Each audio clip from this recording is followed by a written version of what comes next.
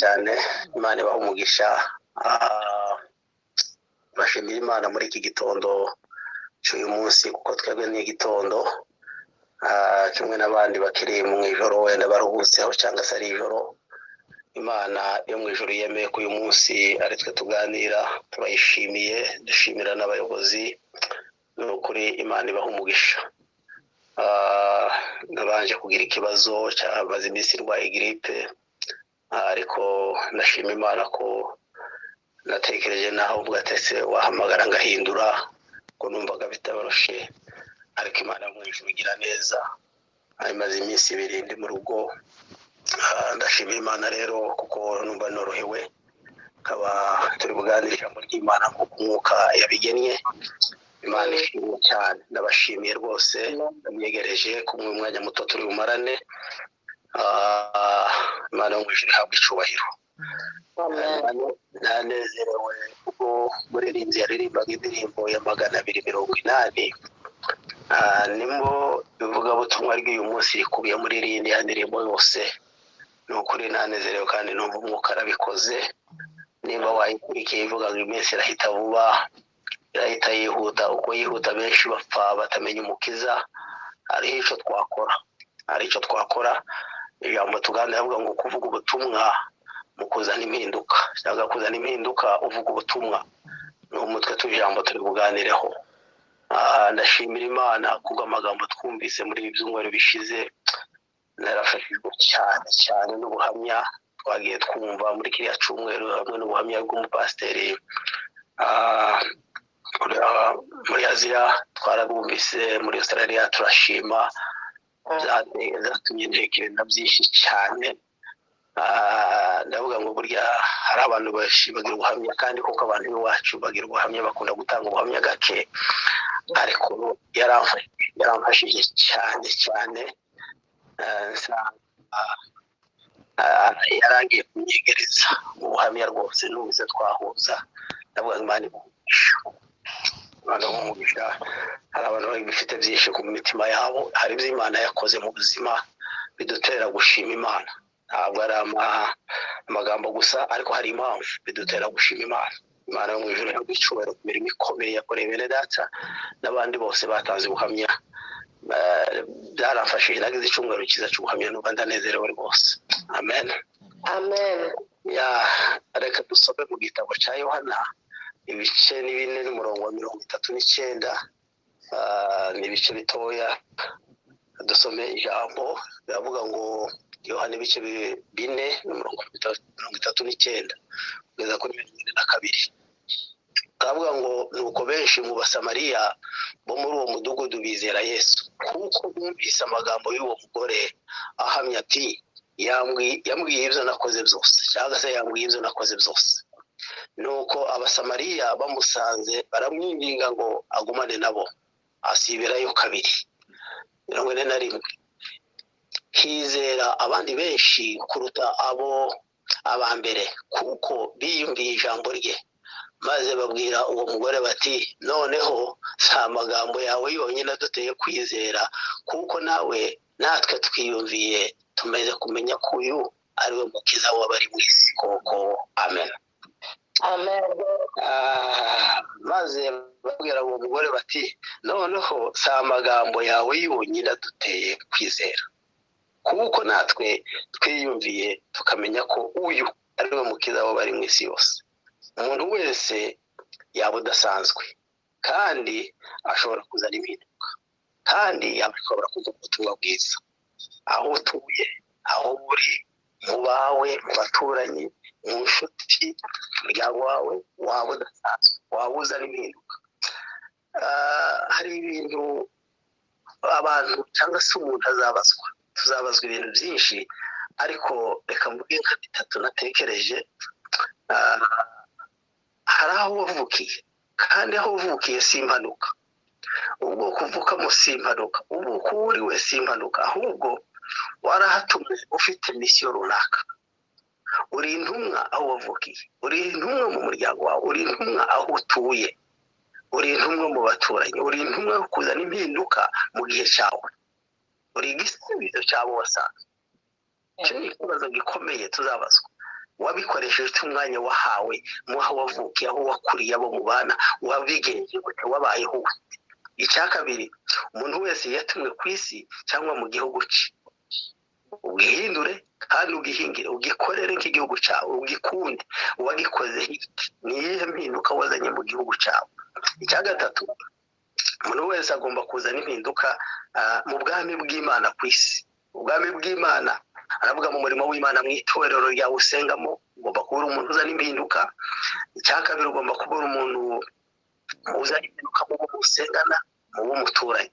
Ibyo ni ibintu bitatu bikomeye umuntu azabazwa. Kandi kuzana impinduka twemeranye ko ibitekerezo byose umuntu wese ushaka kuzana impinduka ni uko aba yarahuye na Yesu. Twaremanywe ibitekerezo ikomeye yo kuzana impinduka mu buzima bwacu. Amen. Amen. Nubwo ko nta muntu wabasha kuzana impinduka iyo ari yo yose atarahuye na Yesu. Ubundi umuntu uzana impinduka agomba kuba ameze gute? Twasomye inkuru y'uyu mugore utari usanzwe ubutumwa, ahubwo aravumbutse avuye ahantu avumbutse nk'inkuba rwose ikubita ahindutse umuvugabutumwa mu mwanya wo kumva no guhumeka. Turasomye ku gice cya 41 aravuga ngo hizera abantu benshi baruta aba mbere kuko biyumviye nabo ubwabo babyiyumviye babanje kumva uyu mugore barangije bumva Yesu. Ngo hizera abandi benshi. Dusubiye inyuma kuri icyo gice cya 4 ku murongo wa 7 kugeza ku 9, mbere yuko atangira kuvuga ubutumwa bwiza cyangwa kuzana impinduka, yari umugore ufite kamere izwi. Hari uwamushakishije kugira ngo amugeze kuri urwo rwego. Yesu ngo arimo agenda n'abigishwa be ngo abona uyu mugore mu buryo bw'umwuka.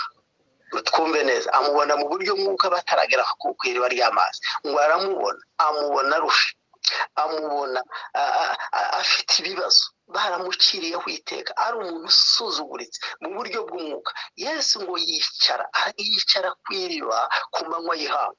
Bibiliya iravuga ngo uyu mugore nawe yakundaga kujya kuvoma saa 6 z'amanywa kuri rya riba Yesu yicaye, kuko yari yamweretswe, yari yamubonye. Amen. Amen. Umugore w'indaya utwara abagabo b'abandi, umugore ufite ubuhamya bubi.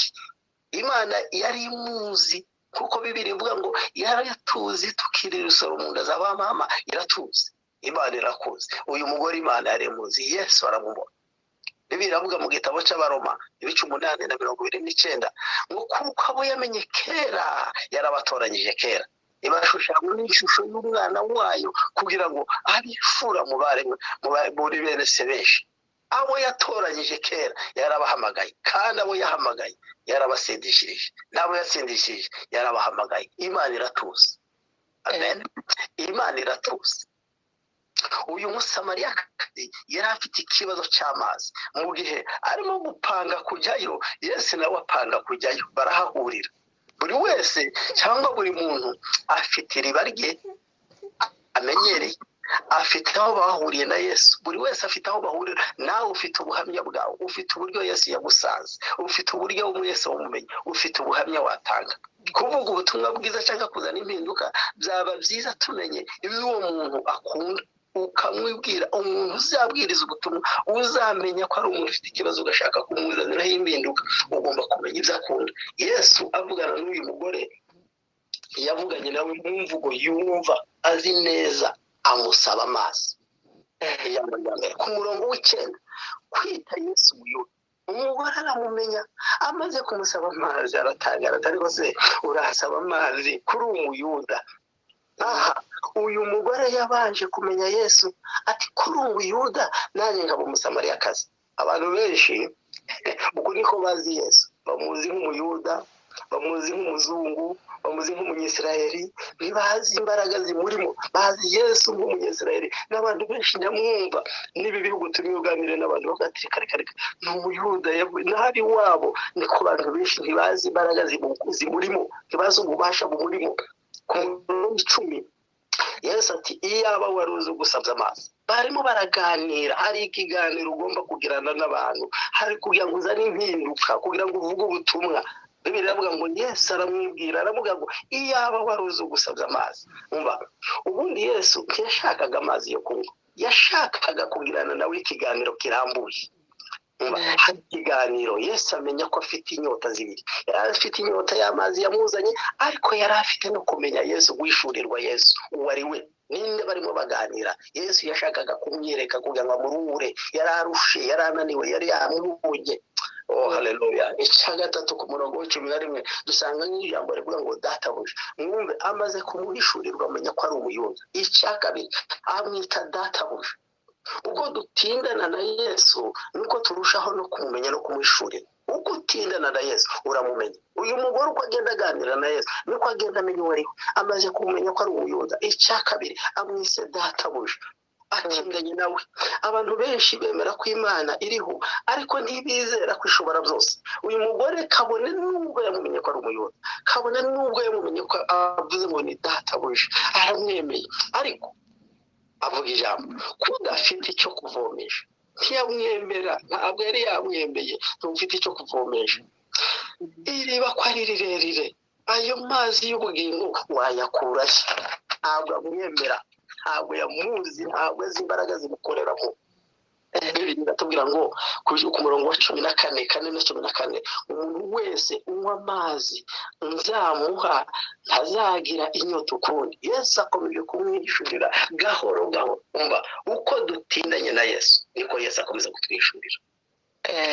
Uyu mugore ko yatindanye Yesu, Yesu akomeza kumwereka, yamubwira ijambo nawe ikiganiro kirakomeje. Kuri 14 umuntu wese unywa amazi nzamuha ntazagira inyota. Abanje kumubwira se iriba ni rirerire, nta gikoresho ufite cyo kuyavoma, ayo mazi y'ubugingo wayakura he? Umugore amaze kumva ko ijambo rivuga ngo atazongera kugira inyota ukundi, bimutera amatsiko. Biravuga ngo mwibuke ko aya magambo ayaterwa n'ibiganiro, kuzana impinduka, kuvuga ubutumwa tubivuga mu buryo bwinshi.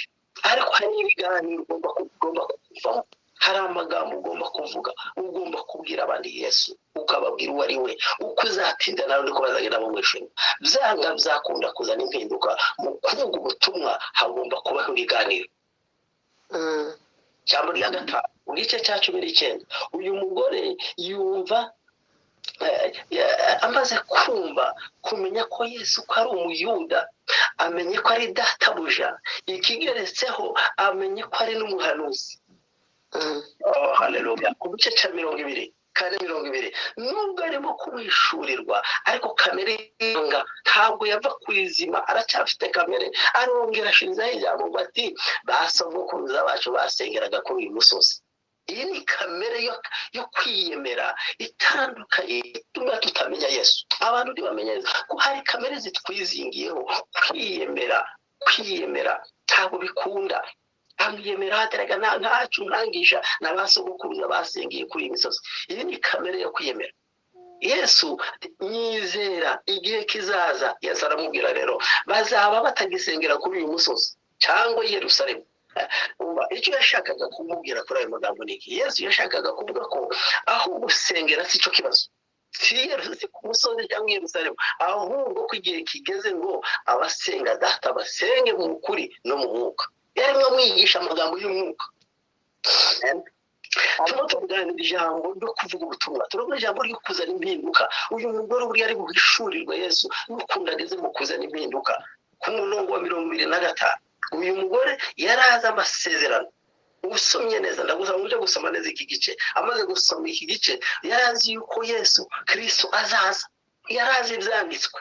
Aravuga ati nzi yuko Mesiya azaza, ari we witwa Kristo, kandi ubwo azaza azatubwira byose. Haleluya.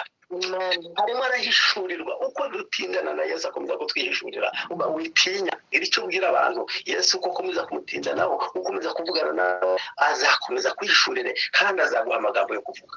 Kuri 26 Yesu aramubwira ati ninjye muvugana. Uwo mugore asiga ikibindi ngo akimubwira ngo ninjye muvugana, asiga ikibindi. Ikibindi bisobanura yasize yari afite, asiga amaganya yose, asiga ibibazo, abisiga aho ngaho, ariruka kugira ngo agende aje kuvuga ubutumwa, agende aje kubibwira abandi ibyo Yesu ibyo yumvise. Hari icyo agombaga gusiga, yagombaga gusiga ikibindi yari afite, kandi iki kibindi cyari kimufitiye akamaro. yaragikoreshaga cyane, igikoresho cye cyo mu rugo akoresha kandi akunda. Hari ibyo dukunda ariko kandi tugomba gusiga mbere y'uko tujya kuvuga ubutumwa. Hari ibyo tugomba gusiga twitandukanye mbere y'uko tujya muri Yesu. Hari ibyo tugomba gusiga, hari ibyo kamere yacu ikunda, hari ibyo twimenyereje, ibyo tugomba kubisiga. Muvuga ko Yesu yasize intumwa ze, ijambo Yesu agiye kujya mu ijuru asiga intumwa ze 12, hari n'abandi bavuga 70, amaze kubabwira ubutumwa ati mugende muvuge ubutumwa hose. Ariko Bibiliya iravuga amaze kugenda baguma i Yerusalemu, ntibajya kuvuga ubutumwa. Yesu ageze mu ijambo, aba bantu bahagumye i Yerusalemu bazagera ku isi. Umva Yesu abatezamo akantu, ashiramo akantu ngo abantu barabapinga, barabafunga, barakubitwa kandi baricwa. Babibonye ko bikomeye barahunga. Kwa guhunga bisanga barageze mu bihugu bitandukanye, Yerusalemu n'Iyudaya no kugeza ku mpera y'isi. Ubutumwa bwiza bukwira ku isi ari uko babanje gufungwa no gukubitwa. Niko natwe n'ubutumwa bwaje muri Afurika, bamisiyoneri barahuzanye. Ariko murebe natwe impinduka yaba batuzaniye ubwo butumwa bwiza bimeze gute muri bihugu turimo bari hanze, murimo murabibona. Ariko hari ikintu nategeka ngo uko ari uko bimeze, Imana yo mu ijuru ntizari zoroshe Afurika ngo yohereze abamisiyoneri muri ibi bihugu. Ntibisi ibisanzwe, ariko Imana iteza akavuyo muri Afurika, iteza ibibazo. Twisanga muri ibi bihugu, umva dufite inshingano zikomeye, dufite ubutumwa, dufite misiyo yivuga butumwa muri ibi bihugu. Kimwe ntumwe twisanze muri ibi bihugu, uyu munsi ubutumwa burimo buravugwa, ijambo ry'Imana ririmo buravugwa. Niba wowe uryihamye usinziriye utabuvuga, hari abandi barimo buvuga muri ibi bihugu hasi. Imana yo mu ijuru duhishurira aya mabanga, tubabazana impinduka mu bihugu turimo, tuzana impinduka mu duturanye, tuzana impinduka mu tubana. Ijambo ry'Imana ritwuzure kandi dukorera Imana muri ubwo buryo. Haleluya. Amen. Ukiga byose ku bwa Yesu, nuko warasobanukiwe na Yesu, ukemera ugasiga ikibindi cyawe ukunda, ugasiga bya bindi wakundaga. Uru ni urundi rwego rwo kwizera. Icyambere nuko ugomba kuba warahuye na Yesu. Icyakabiri mwaraganiriye nawe bihagije, waramumize, waramenye ijambo, wuzuye Yesu muri wowe. Icyagatatu nawe agomba kuba ari muri wowe, Yesu ari muri wowe. Ibyo nibyo tubasha kuzana impinduka. Umwuka wera aduhishurira aya magambo, aduhishurira ikiganiro cy'umusamariyakazi, uburyo yahindutse ari uko amaze guhura na Yesu. Yesu yari amaze kunywa amazi y'ubugingo. Izi mbaraga yahawe mu buryo bw'umwuka ibimutera guhangara kujya kubibwira abantu. Uko niko twazanye ubuvugabutumwa. Tufite misiyo zikomeye kuri izi, zizana impinduka utuye aho uri hose. Wowe kuzana impinduka, wiryama ngo usinzire, ugomba kuzana impinduka. N'abati noneho natwe twamwiyumviye nuko bari bagize icyo babwiwe n'Imana. Yesu kuvugana nawe cyangwa kubonana nawe gusa bigutera imbaraga zo kubwira abandi ubutumwa bwiza. Iyo wahuye na Yesu aragutera. Imana ishimwe cyane. Dufite turi abagabo bo guhamya Kristo. Umva mwibuke umunsi Yesu ahura na Nataniyeli, Bibiliya iravuga ngo akimara guhura nawe, ngo nawe yihutira kubibwira Filipo ati uwo abahanuzi bahanuye namwiboneye. Ahuye na Natanayeli nawe abibwiye Filipo, se wowe uribwira abandi, urimo uravuga ubutumwa gute? Urimo urabwira abandi Yesu, ufite umwanya wo kubabwira bihagaze gute? Cyangwa uraryamye urasinziriye, byararangiye uradamaraye, urimo urabwira abandi Yesu. Haleluya. Yohana igice cyane n'umurongo wa mbere avuga ngo wahozeho uhereye mbere na mbere, uwo twumvise, uwo twabonye n'amaso yacu, kandi uwo twitegereje, intoki zacu zikamukoraho. Uyu, haleluya, ariwe jambo ry'ubugingo. Uyu twaramubonye. Iyo twumva ubuhamya kuri uru rubuga, tuba tubona ibikorwa bitangaje, tubona Yesu arimo akora. Haleluya. Nibuka duhaye aravuga ngo hari ibyo Satani atakoraho mu buzima bwe, avuga ngo icyacumi ntibishoboka, ntibikunda, ibicoco cyaravivuwe. Haleluya. Ubuhamya ako kantu naragasigaranye n'ubu ndacyakagendana. Hari ese ufite ubuhe buhamya? Ni iki wabivuga ati iki kintu? Iyo twahuye na Yesu, umva hari umugabo wahuye na Yesu, Zakayo, wari ufite inyota yo kubona Yesu. Yamuteye kurira igiti. Mutekereze umugabo nka Zakayo wari uzwi nk'umutoza koro w'umukire, akurira igiti. Iyo wahuye na Yesu agukoresha ibidasanzwe. Amen. Hari ibintu dukora bidasanzwe iyo duhuye na Yesu. Ntaho dusoma Yesu amubwira ibye. Oya, buriya nubona abantu batihana, batava mu byaha nuko batahuye na Yesu. None se bazamumenya gute bataramubwiwe? Haguruka tubwire tuvuge Yesu. Amena. Iyo dusomye mu gitabo cya Nehemiya igice cya mbere n'umurongo wa 4 haravuga ngo maze kumva izo nkuru ndicara ndarira mara iminsi mbabaye niyiriza ubusa nengera imbere y'Imana yo mu ijoro nti ndakwinginze Uwiteka Mana yo mu ijoro, Mana nkuritera ubwoba ikomeza isezerano n'imbabazi abayikunda bakitondera amategeko yayo. Umva, iyo ufite umutwaro wo kuzana impinduka, umutwaro ugutera agahinda mu mutima, ugutera amarira. Nehemiya aragira agahinda, aririra Yerusalemu, aririra ubwoko bwabo kuko yagombaga kuzana impinduka. Umuntu wese ufite umutwaro azana impinduka. Ufite uwuhe mutwaro muvandimwe?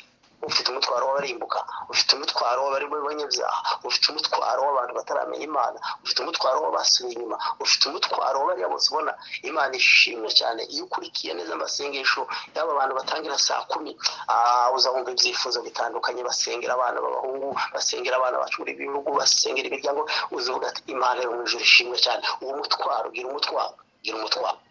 Mose ngo ahangara Farawo. Buryo umuntu ufite impinduka muri we ntagira ubwoba, ntukagira ubwoba. Farawo ngahinda atinyuka Farawo. Mose atinyuka Farawo kubera uburemere bw'impinduka yari afite mu bwoko bwe, byatumye atinyuka Farawo. Yari azi ingabo za Farawo, yari azi gukomera kwa Farawo, yari azi n'abapfumu baba kwa Farawo, kwari igitangaza.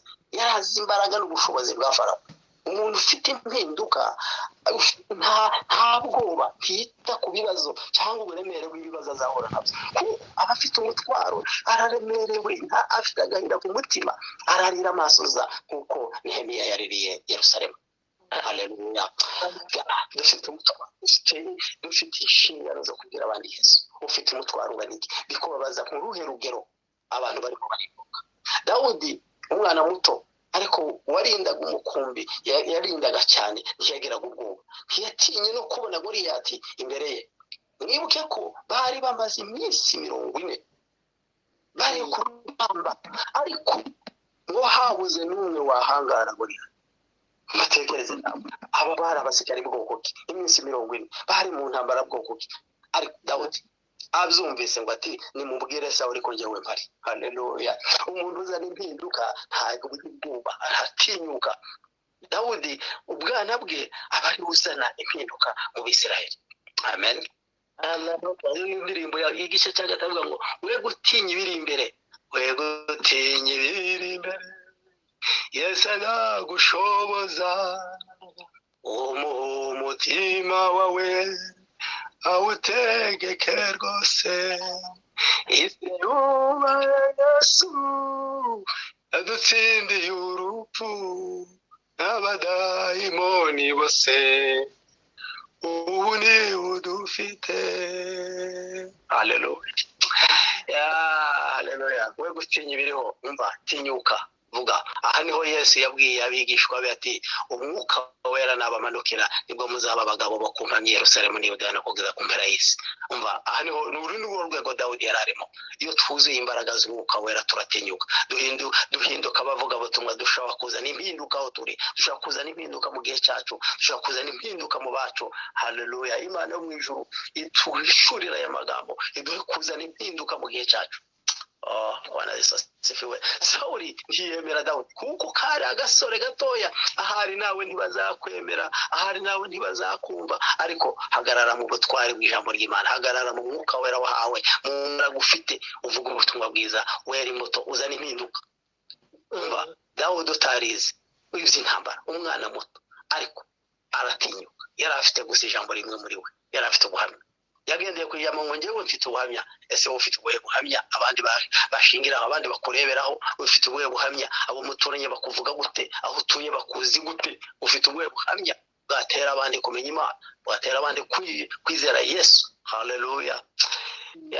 Ijambo ry'Imana, aya magambo nasomye kuri uyu mugore numva arashimishye cyane. Hano mu gitabo cyakozwe n'intumwa, igice cya 4 n'umurongo wa 13. Hari amagambo meza nasomye kandi yafite. Haravuga ngo babonye ubushizi bw'amanga bwa Petero na Yohana kandi bamenya ko ari abaswa batigishijwe, baratangara maze bibuka ko babanaga na Yesu. Haleluya. Nubwo babonaga ko ari abaswa, bari bazi ko abantu batize, ariko igitangaje bibuka ko abo bantu babanaga na Yesu. Amen. Bamenye ko bari abaswa, ariko kandi bibuka ko batindanye na Yesu. Babura icyo babasubiza, bategeka kuba mu rukiko, barabajyana mu rukiko. Bizamenyekana babwata aba bantu nibafungwa nibagirirwa nabi, bizamenyekana i Yerusalemu hose, kandi nitwabasha kubacecekesha, nta mbaraga dufite kubacecekesha. Muri gatatu, bategeka kuba mu rukiko, maze bajya inama bati, aba bantu tubagire duti ko bimenyekanye ko batuye i Yerusalemu bose yuko bakoze ibimenyetso cyongeye, natwe ntitubasha kubihakana, ntitwahakana izo twabonye, ntitwahakanye izo bavuze. Dufite ijambo twahawe Mwuka Wera, duyoborwa n'imbaraga z'Umwuka. Biravuga ngo dushobozwa byose na Kristo duhabaga. Haguruka, zana impinduka. Ariko kugira ngo bitarushaho kwamamara mu bantu, tubakangishe. Umva, witinye, ibikangisho birahari. Uzahura n'ibigutera ubwoba, uzahura n'abagutera ubwoba, uzahura n'ibikangisho, uzahura n'ibigeragezo muri urugendo turimo, muri iri butumwa, mu mpinduka. Tuzahura n'ibiduca intege, bazagutera ubwoba, bagucecekeshe, bababwire ngo ntimuzongere kugira umuntu wese mubwira muri iryo zina, muceceke. Bongera kubahamagara, barabategeka ngo bareke rwose kuvuga cyangwa kwigisha mu izina rya Yesu. Petero na Yohana barabasubiza bati, niba ari byiza imbere y'Imana ko kubumvira kuruta Imana, nimuhitemo. Kuko kuri 20 tutabasha kwiyumanganya ngo tureke kuvuga ibyo twabonye kandi twumvise. Ntabwo dushobora kwiyumanganya. Muvandimwe, umva nkubwire, wikomeza kwiyumanganya, komeza uvuge, kuvuga Yesu. Uyu mugore avuga Yesu, aramuvuga, abantu benshi baramwizera, umudugudu wose uramumenya, ahinduka umuvugabutumwa mu buryo butunguranye. Iyo dutinye Yesu, hari ibindi dushobora guhindura mu buzima, hari ibindi dutuye. Amen. Nabo barabasubiza bati, ntitwabasha kwiyumanganya, ntitukiyumanganye. Oya, mu batatuzi, mu batazi Imana, babwire. Bakubona kuri umukristo, bakwigireho, uzane impinduka, kuko icyo nicyo twahamagariwe gukora. Imana ntikorana n'abantu bazima. Haguruka n'izo mbaraga zawe ufite, uzane impinduka. Yashoboje n'abandi, nawe izagushoboza. Haleluya. Imana yo mu ijuru iduhanurisha, Imana yo mu ijuru iduhindura abantu bazana impinduka mu bihe cyacu, abantu bazana impinduka aho dutuye, abantu bazana impinduka mu gihe nk'iki.